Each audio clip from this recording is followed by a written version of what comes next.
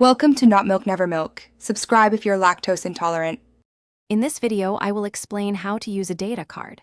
First, it's crucial to understand the various types of data cards, such as SIM cards or memory cards, and their specific functions.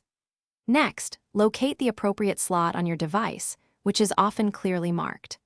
Always confirm your device's compatibility with the card's specifications to ensure seamless operation and avoid any potential damage. This foundational step is vital for successful data card integration.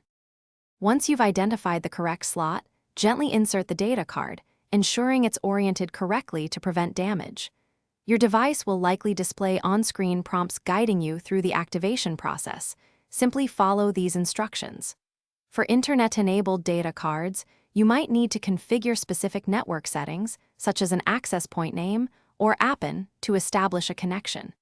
This usually takes just a few moments.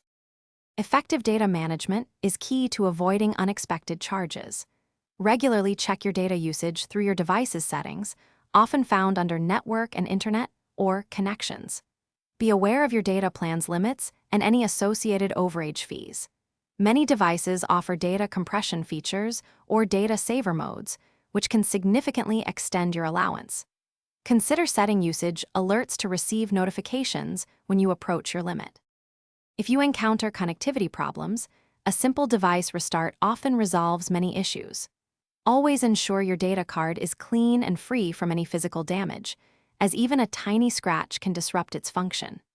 Regularly, updating your device's operating system and drivers can also improve data card performance and security. For persistent issues, consult your data card provider's support or your device's manual for specific troubleshooting steps. Thanks for watching. If this was helpful, leave a like and consider subscribing. See you next time.